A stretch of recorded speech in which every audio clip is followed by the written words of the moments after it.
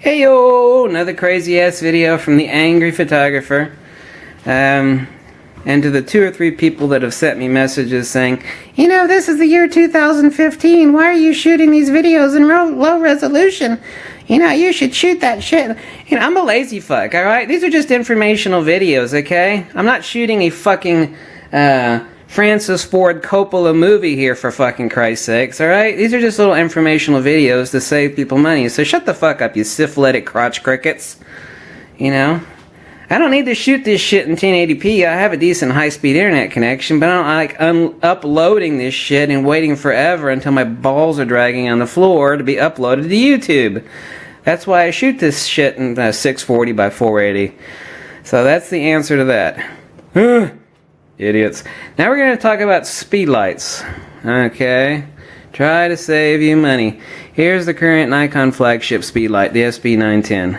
The wonderful thing about all these, the SB910 current model, the previous model, the SB900, which had very slight overheating issues, but it wasn't really an overheating issue, it was a firmware issue. Then the one before that, the SB800.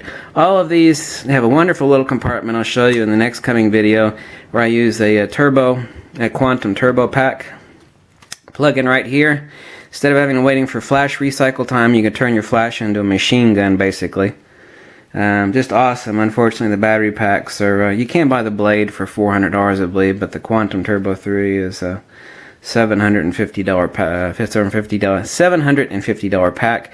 So what should you buy? Current price on these all day long is $550 new. You can rarely find them used for about $400. Yeah, they're awesome. Yeah, they're the cat's ass. Is the 900 any worse? Even though it had a slight firmware issue as far as it wanted to protect itself like a dainty little flower, because it was always saying it was overheating. There's really no difference between the 900 and 910. There's just a couple feature differences. They changed the buttons a little bit.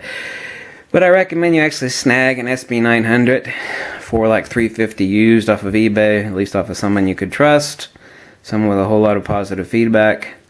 I'd rather buy these all day long. The same thing as the 910, no difference.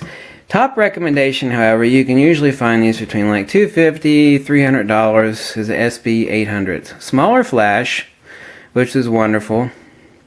I prefer these. They're a lot more simple to use than the 900 and the 910. 900 and 910 are just, you can use them really simply in TTL mode, and they have a lot more bullshit features that nobody's ever gonna fucking use. I mean, I use commander mode. I have multiple flashes, and I use my flash and my camera in master mode, and I use these as slaves. But you can do that with 800 as well. But there's a lot of little bullshit features that nobody ever uses on these really expensive speedlights. What I do is I recommend, if you're trying to save a couple bucks, get an SB800. It's a little bit more durable, doesn't have all the bullshit features that you'll never use. And if you're like me, you have a turbo quantum pack. You also got the connector for it there.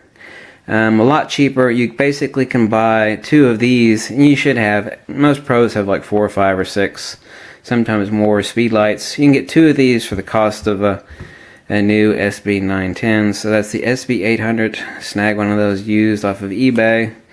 It's awesome. It's perfect. It'll work on all the current DX and FX cameras perfectly. It's more easy to use. It's more simplex. Before Nikon thought they'd get real fancy. It's like, well, let's put some bullshit fucking features in there because, you know, we got to come up with something new. You know, no one will ever use this shit, but, you know, it looks really fucking fancy. We put all this fancy shit in there that nobody uses. They'll think that we've improved it some. Oh my god. You know, I know I'm not that old. I'm only 42, but back in the day, it's like if the flash operated and had TTL mode, that's all you fucking needed. I mean, if you're a professional, they've got all these bullshit amateur features on there for gadget whores, and that's exactly what they are. GW. Gadget whores. Oh my god, this flash has got so many thousands of features, you know. I spent the past 2 years reading the fucking manual for this thing, which is as thick as a phone book, and I still haven't oh my fucking god, you know. Get out, take some pictures. You know, flashes didn't used to be that complicated. It's absolutely ridiculous. You do not need all those bullshit features. You know, the older flashes have all the important features like slave mode and repeating and TTL and aperture per, and that's all you needed. I mean, even that's a bit too advanced. That's more than anybody needs. So that's my recommendation. SB910's a winner. So is the 900 if you can snag one cheap, but best recommendation is instead of grabbing one of those two, grab two of these SB800s. Used all day long, eBay, sometimes two and a quarter, cheap as $250, typically no more than $300 if they're just super minty. You don't need the fucking case. Well, as long as it works, and what the hell do you need to pay another $100 for a freaking case you're never going to use? Okay, that's it, and now you've got the answer as to why I'm not shooting these videos in high resolution even though I can, and the reason is because I'm a lazy fuck. Lazy! These are just informational videos, okay? I'm trying to help you, save you money, because there's nothing worse than pissing your money away on unnecessary photography gear when you could do just the same thing with a lot less money. So, send me any questions on shit you want me to review. I've got more lenses to review. Might take a trip here soon, but I got more lenses to review. Here's my famous beater camera, the one I haul around everywhere. I treat it like my own private hooker, my own private broad, my redheaded stepchild. It's the Nikon D7100 with a 2485 EDVR lens on it. That's the one I haul around and I beat like a redheaded stepchild. Everybody has to have a beater camera.